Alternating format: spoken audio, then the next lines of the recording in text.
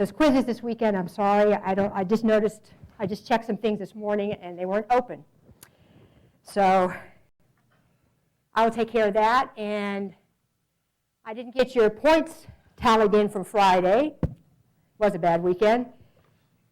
And I didn't add any points in for the extra credit yet. So I'm going to have a busy afternoon doing all the things that people are anxiously looking to see what their point total is. I just apologize for that. So if you see any of the other students, I'll send out an email, but you know, the quizzes were supposed to be open and they were not, so I'll take care of that as soon as I can, right after class today. There might be some little check mark I didn't do when I thought I'd opened them.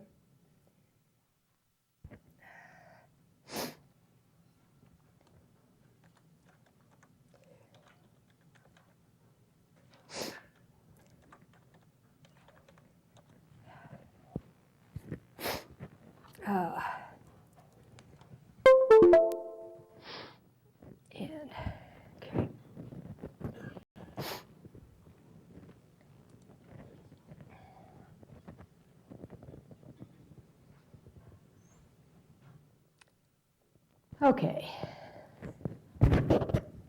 Wow, that's loud.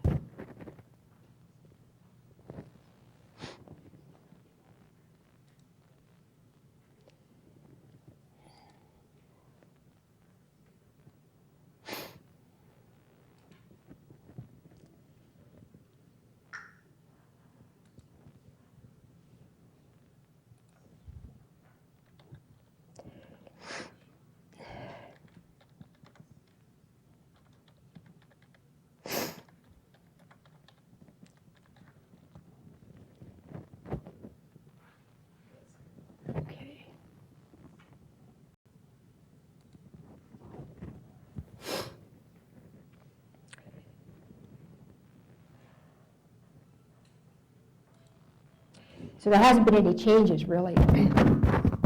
Wow. I'm not sure this thing seems so loud this morning. Maybe it's my sinus headache with this big, you know, wow. I'm sure all of you have been sneezing all weekend, too. Yeah, so there hasn't been any changes here for iClickers. I didn't have an opportunity to add in the points that I normally would have, so I will take care of that this afternoon.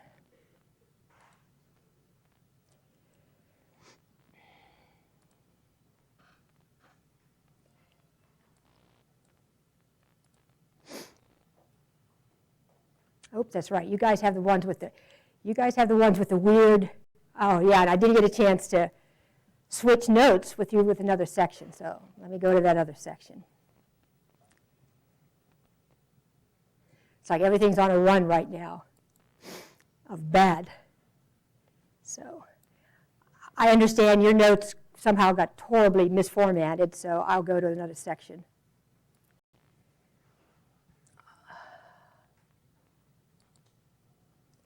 And I'll see if I can swap their notes in with yours so you're not struggling with that.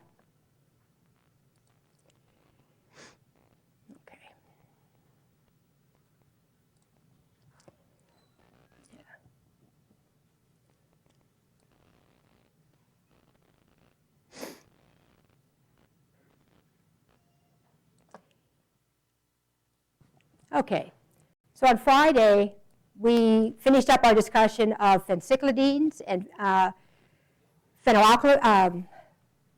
and phencyclidine.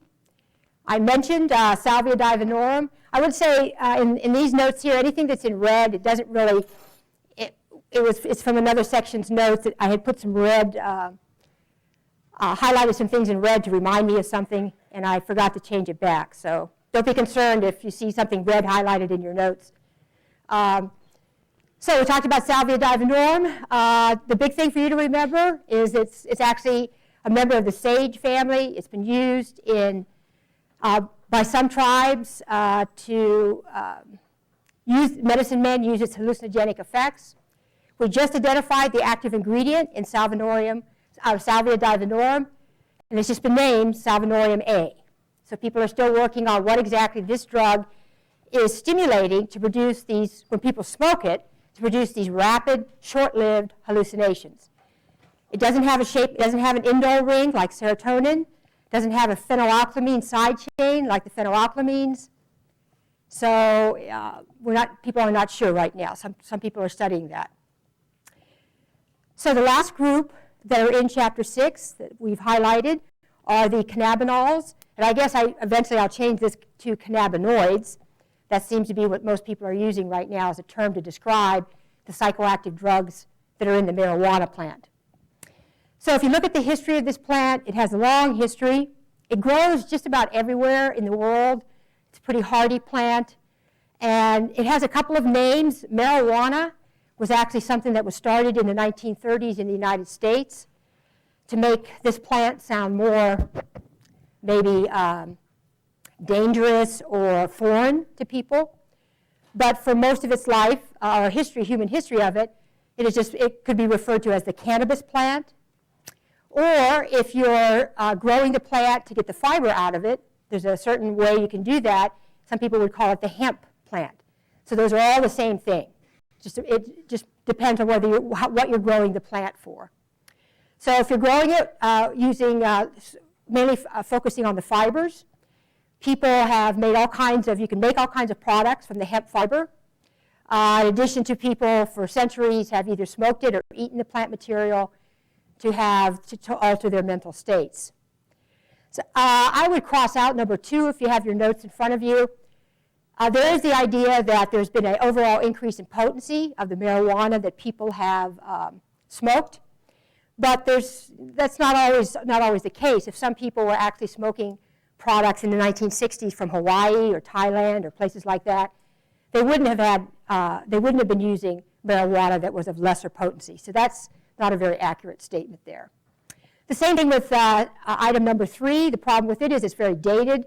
I think this is looking at going back to 2005. They're talking about how many people had said they'd used it in the past month. So we know that that's, in the United States, that's a pretty large number. If you look at the 2 main psychoactive drugs that people admit to using in the United States, alcohol is number 1 and marijuana is number 2. And then way below that, you get into some of these other drugs that we've been talking about, where you start talking about cocaine, amphetamines, illegal use of painkillers. You see a big gap in the number of people who are using it. So the top 2 are alcohol and marijuana. And globally, there's a lot of people that use the cannabis plant. In India, there are some religious sects that use it during their ceremonies.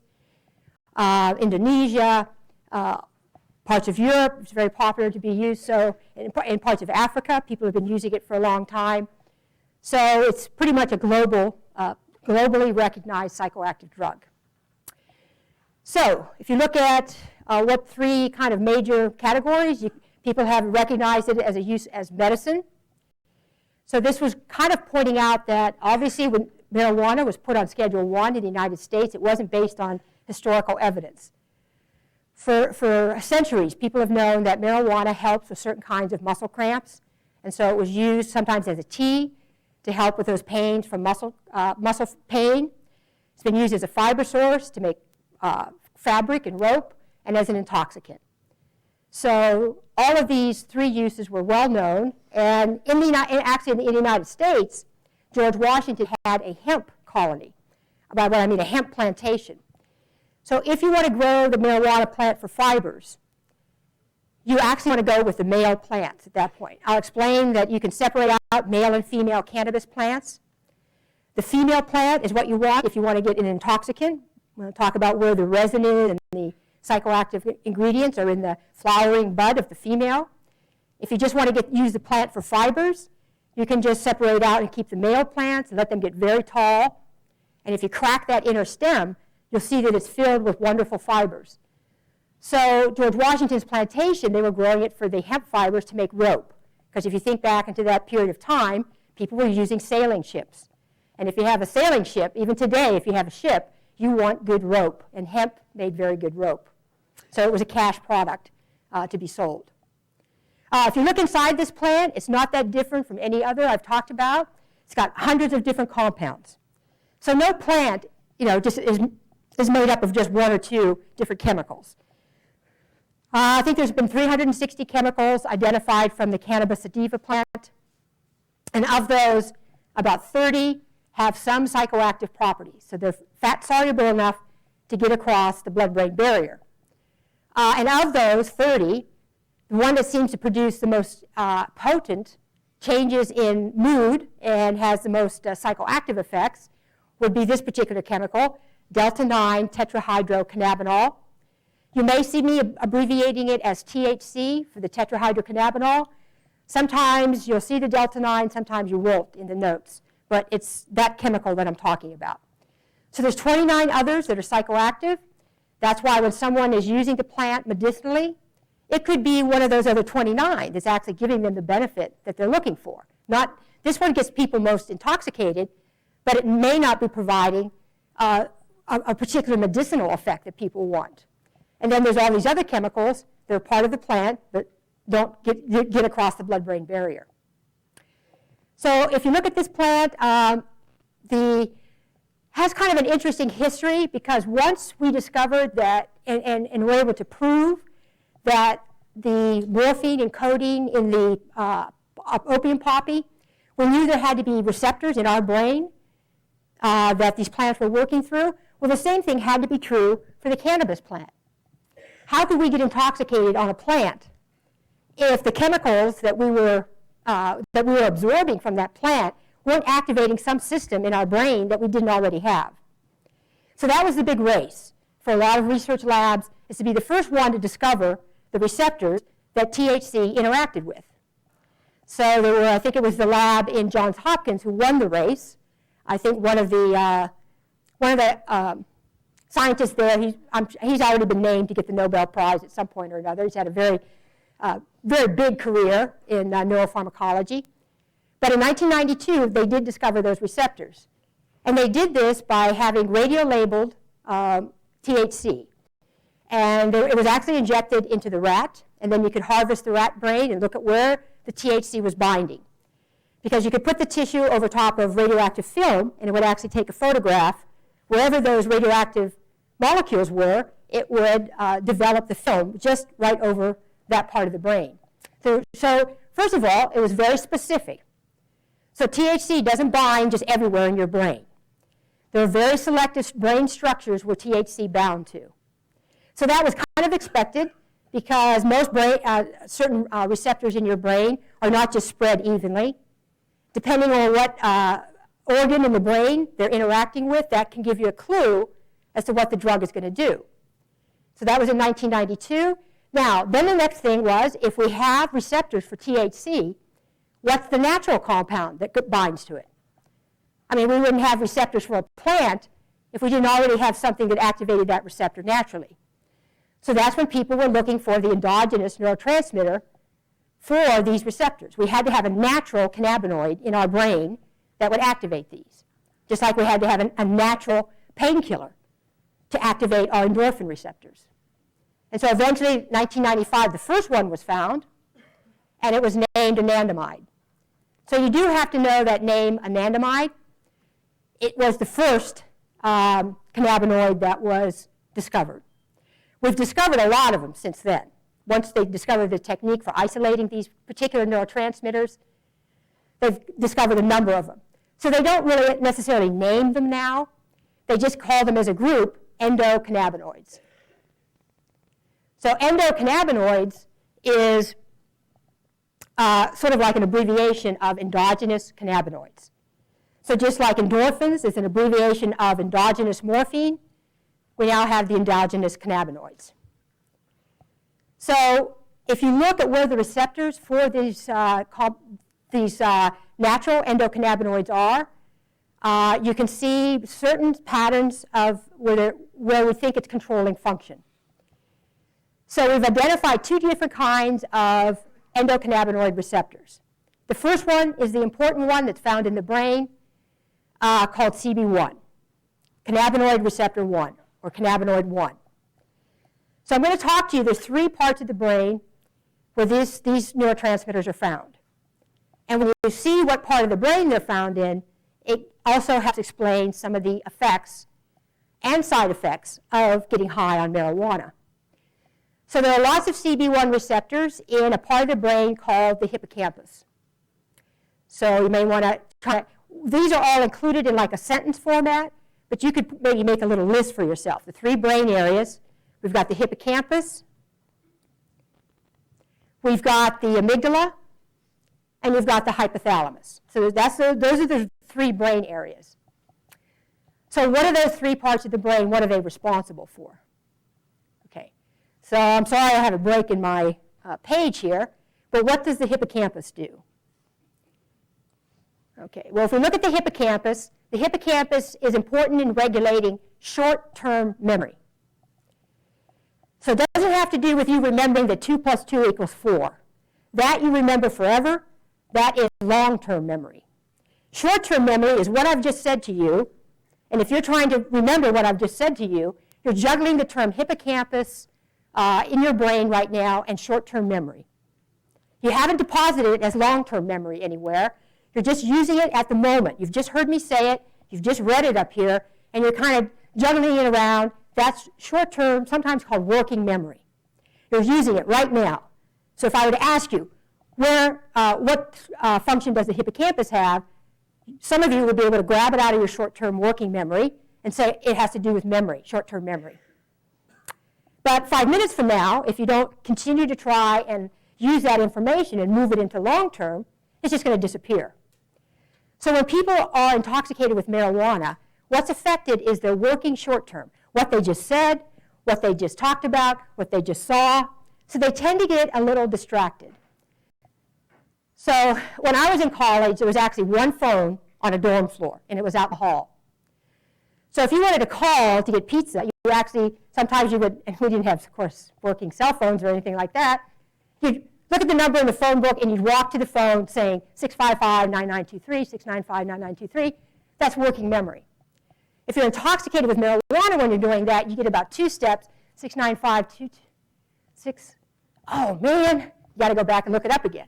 Okay, so that's the kind of forgetfulness that occurs with people who are intoxicated with marijuana. They also might do things where they're very intently talking about something and then, what was I talking about again? They forget what the beginning of their sentence was. So that's people who would be, that's the kind of short-term memory I'm talking about. So it's not that your permanent memory, your long-term memory is damaged. It's just that when you're high, you're going to be acting a little bit hard to keep track of what's going on right now, what just happened. Okay, you tend to get a little distracted. So the second part of the brain that has a lot of receptors is called the amygdala. I may have mentioned this brain structure before. It often has to do with emotional responses to what's new in your environment. So animals and us, it's not something unique to animals, we tend to orient to things that are new that we haven't seen before.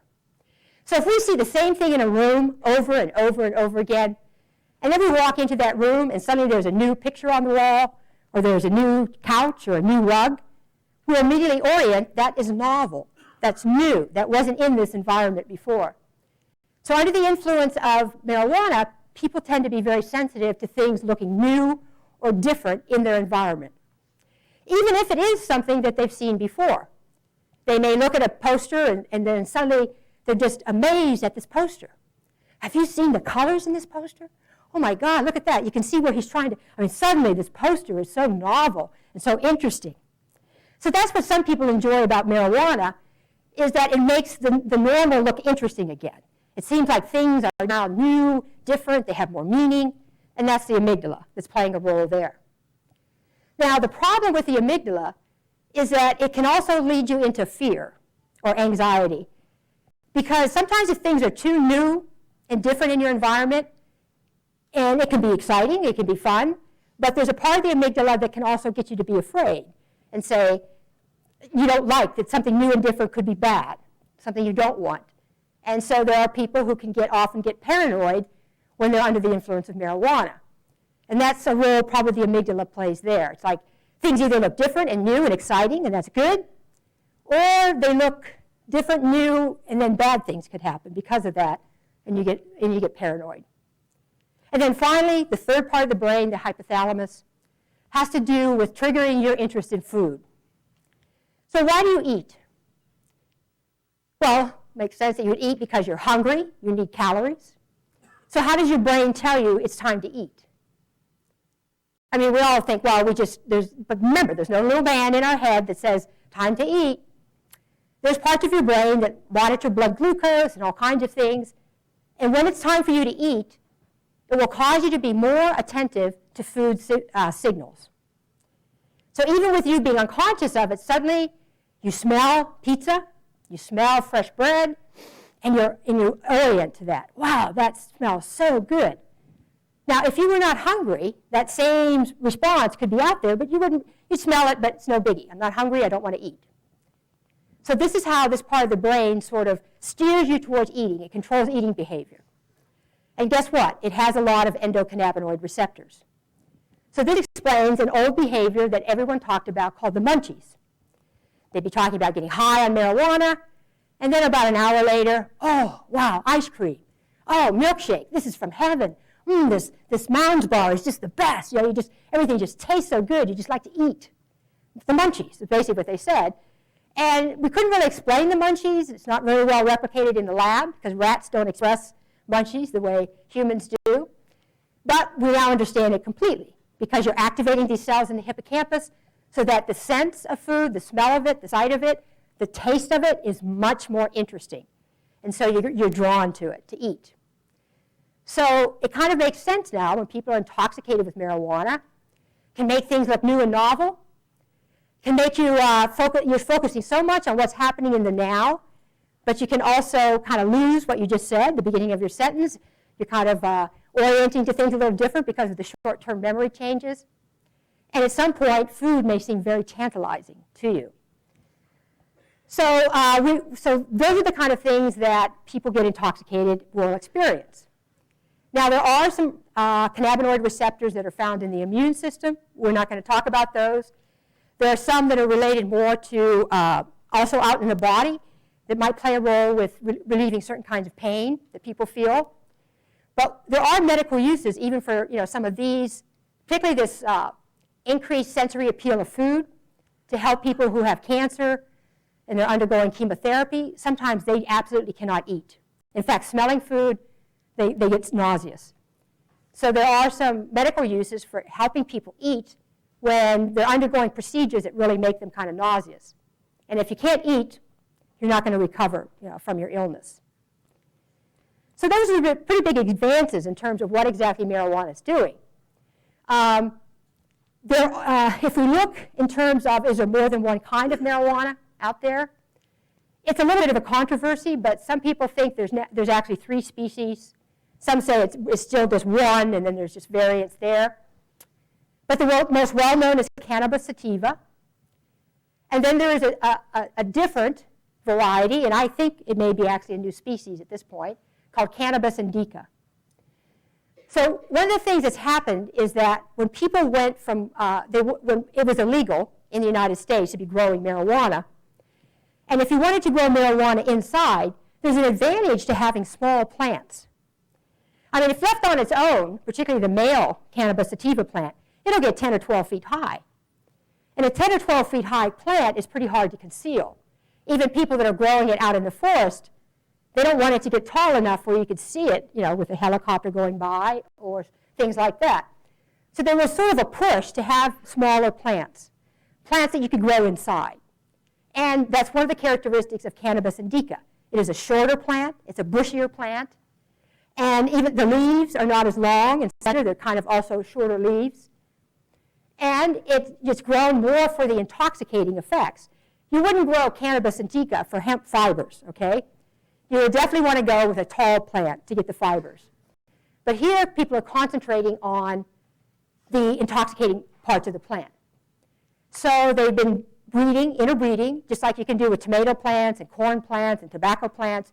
Humans can experiment with plants by interbreeding different varieties to get what they want. And so one of the versions of cannabis indica is called skunkweed. And it's because it has a lot of THC, it has a lot of the female plant has a lot of resin, sticky resin, where the THC is found, but the resin also has a very strong scent. So if I had some skunk weed in my pocket, even if I had it double wrapped with a baggie and tinfoil, probably by about now, people in the front row there would starting to smell something that would be like a skunky odor. So it's kind of hard to cover up the odor of skunk weed. But it does have a very, very high level of THC. So I know they grow it here in the hill country. Right about now, it's being dried. Oh, no. No, it's pretty much starting its growing season. Usually, if you get a gift, I usually get a gift at some point during Christmas, of a little tinfoil wrapped thing of skunk weed. I'm not sure who the person is, but they always get it to me somehow. And it grows in the summer, it's dried in the fall, and it's harvested. Well, it's harvested in the fall and dried. So this is, again, something you wouldn't be, if you were to light up a joint with skunk weed, the neighbors would know. That's one problem with it. Okay, so those are the two, sativa and indica. There is one other one that grows only in Siberia, doesn't have a lot of THC, Cannabis ruderalis. You don't have to worry about that one. Okay, so if humans are experimenting on how to get the most intoxicant out of the plant that they have, I will say that there is another thing that people do. You may have noticed when I sometimes would get pot when I was in college, it had seeds. Okay. Now, if you buy marijuana today, you probably will notice that if it has any quality at all to it, it does not have seeds. And that's because people have adopted this growing technique to produce marijuana that is sensimilla without seeds. Okay. So how do you get pot that doesn't have any seeds? Well, what you do is when the plants are very small, you pluck out all the male plants. And you can tell the difference when you study the plants a little bit. So you get rid of all the male plants.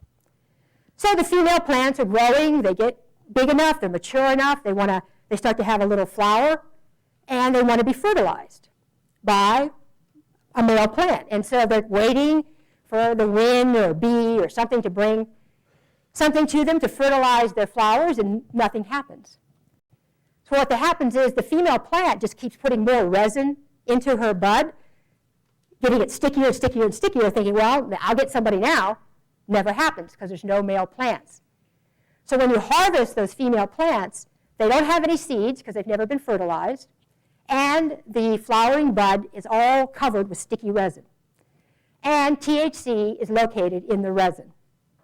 So there you are. You have now harvested a crop that has a higher percentage of resin per plant material, which means more THC per plant material, and no seeds, because if it's properly done, none of those female plants have been fertilized.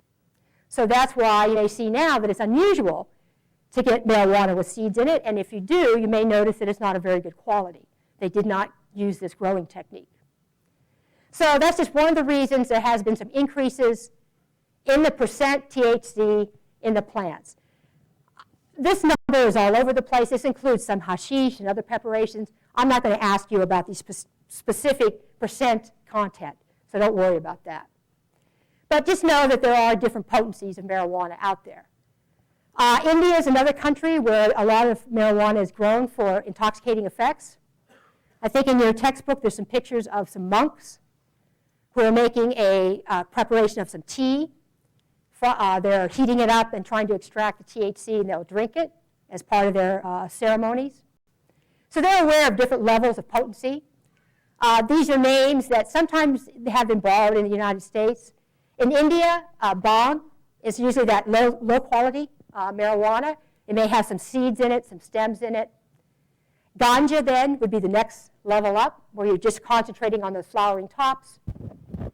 And then hashish is where it's a process where you kind of grind it up, get rid of as much plant material as you can. So what's left is mainly a brick of resin. So hashish is usually in little bricks, could be like a thick piece of chewing gum, and that would be mainly THC, so you don't need a lot of it, and most of the plant material has been removed. And then actually there's another level called hash oil, where you go ahead and refine it even more so that all that's left is kind of a black oily resin. And that contains just about all THC. I mean, that's where it's really concentrated. There isn't any plant material there. So what people are doing is they're trying to concentrate what they have. All right. Now, I always have a lot of people ask me, about drug testing and marijuana. And so I did want to just mention a couple things.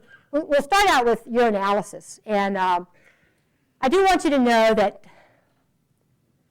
I would say 99% of the time that what they're using nowadays for looking for the metabolites of a drug that you have consumed. So I had mentioned to you that no drug stays forever. Every time your blood goes through the liver, some of the drug molecules broken down into fragments called metabolites.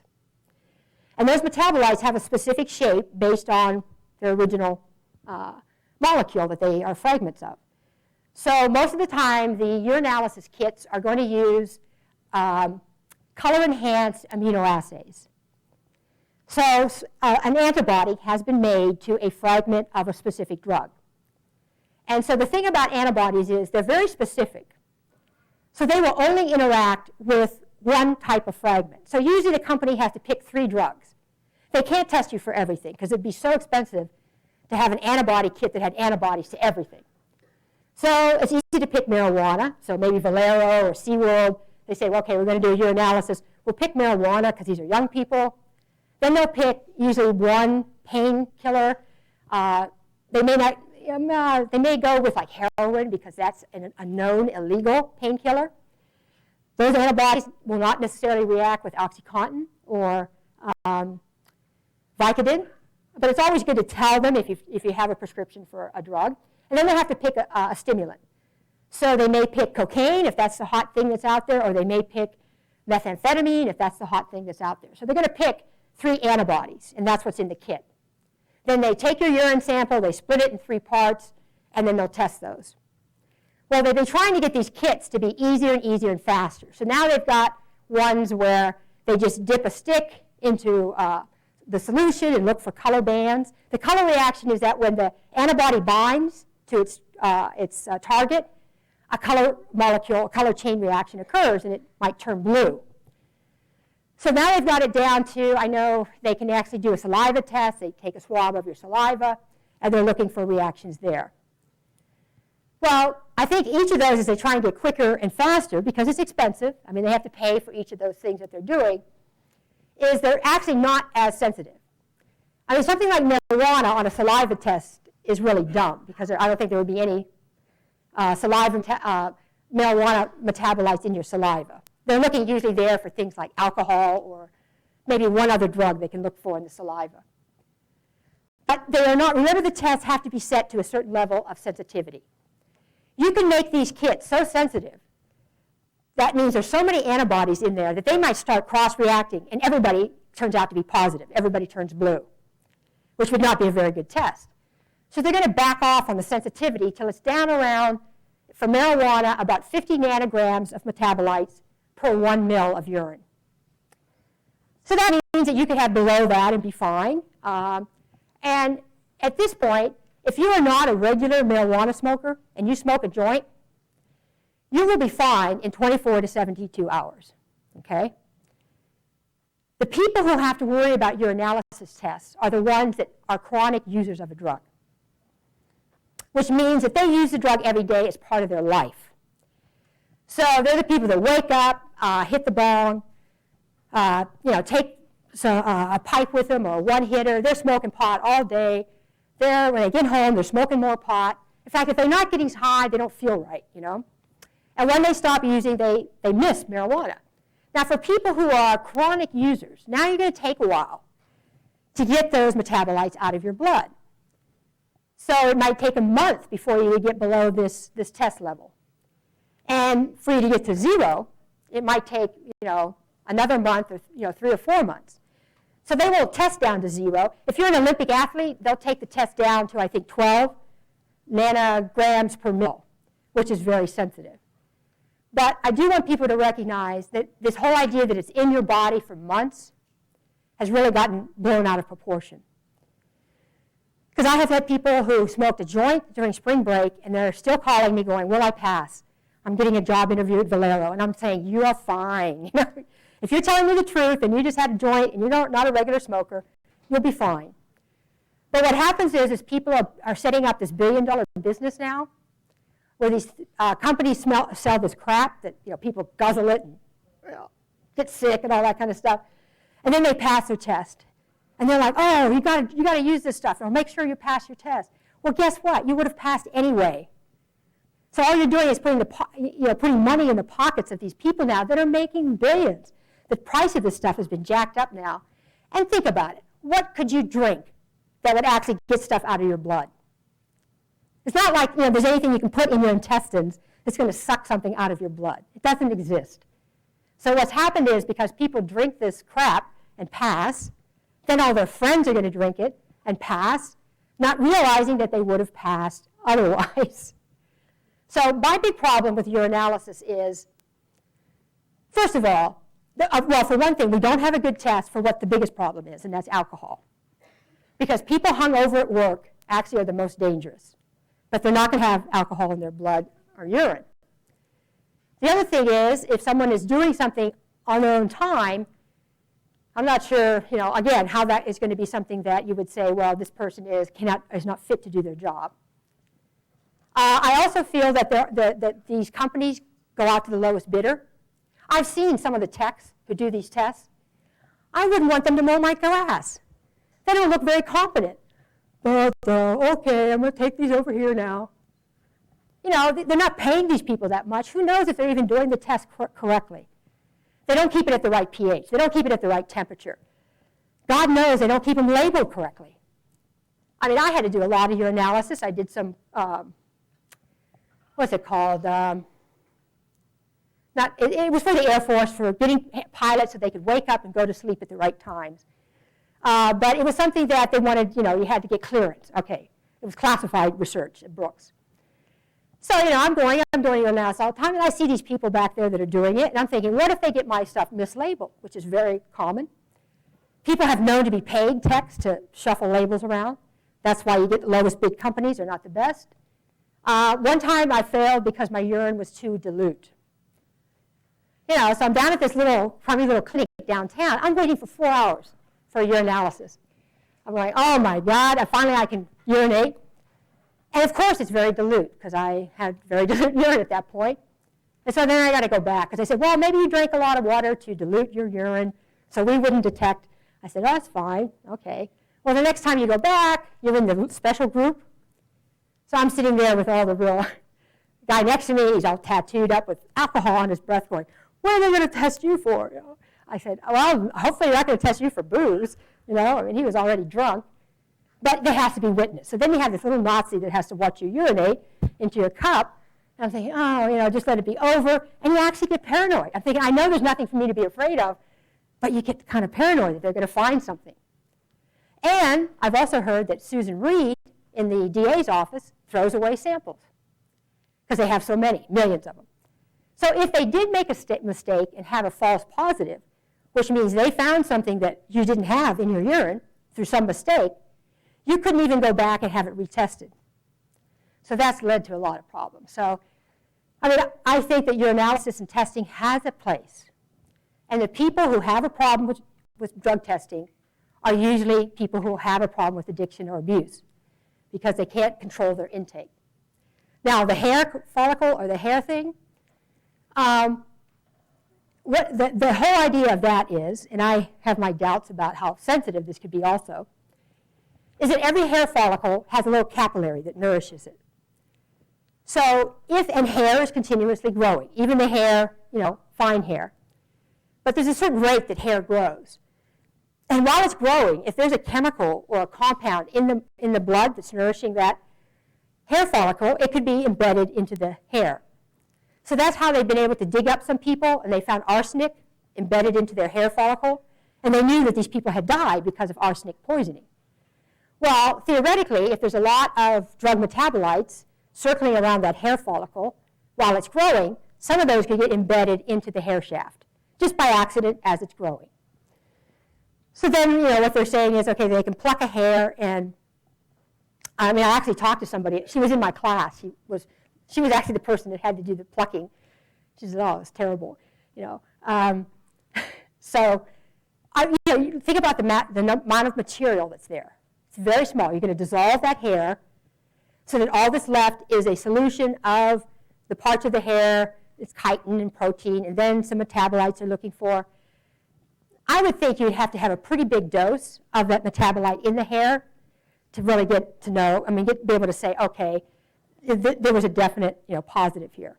I don't know how many positives they get, but I do think it frightens a lot of people that they smoked pot 6 months ago, and there's going to be a little thing in their hair that's going to give it up. I can't imagine if they have that sensitive a test to do it. So again, I think what you're getting is people who are heavy chronic users. And if that's the case, then they should just say that up front, instead of scaring people who may have used a drug once, and now they're afraid they're going to get caught. So I think that most of the time they're going to miss things because they're looking for something that's a very small amount, and most of the people aren't even at that level. So that's my saying on that. So just be careful. Where I would drug test is if somebody was in rehab. If they're in my clinic and I'm taking all the time to try and treat them to get them over their addiction, and they're still using, they got to get out of there. So I would definitely drug test every day anybody who was in a rehab clinic, because if they didn't really stop, if they're just lying, you don't want them in your clinic. They're just taking up space. So that I could see. But to drug test everybody, not a very wise thing to do. All right, just want to make one quick mention about using these effects of marijuana for medical reasons. There is a pill. The trade name is Marinol. That pill has synthetic THC or another, I know there's another cannabinoid they put in there, and it helps people who have no appetite to eat. So usually they're going to give it to people who are on chemotherapy or who have very serious wasting diseases that they are they're going to help with helping them to eat so that they won't get too thin. Why did you guys even bother coming? There's about 5 minutes left to the lecture. Must have had a bad bus ride or... Okay. Wow. All right, so Marinol is still out there, and some patients will take it. But a lot of patients say that they don't like Marinol because they can't control the dose. And one thing about using the plant material, if you know what works for you, you can decide whether you have enough or not enough. And with the pill, you're not always sure whether you're getting, if it's too much or it's not, because you will have the side effects of intoxication while you take the drug. Okay, well, I just wanted to remind people that I discovered before I left the house this morning that the quizzes didn't open up, so I apologize for that. I didn't have time to do anything about it. I'm going to go back to my office, sit down and find out why the quizzes didn't open up, get them open, so that they'll be open until Sunday. I didn't have a chance to add your points in from Friday, and I didn't have a chance to, it was a bad weekend, and I didn't have a chance to do any extra credit from the list that's now available on ASAP. So all of that I'm going to be working on this afternoon. So if you have a question about that, that's what the take is on that. I just didn't feel very good and got way behind. So I'll go ahead and get set up here, see if we can ask a question.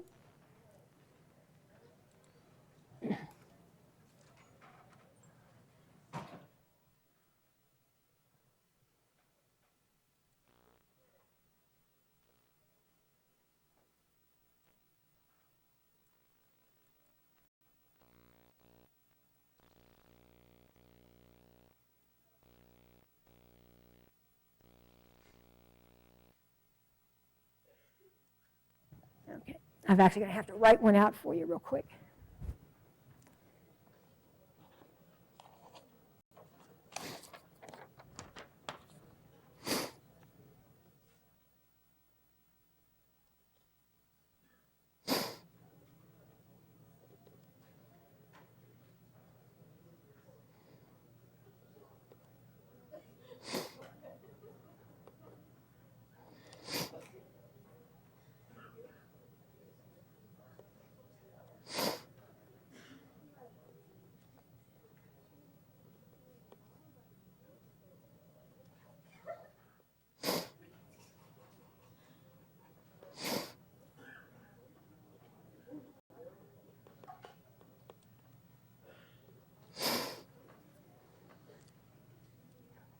I'm just writing out your question here.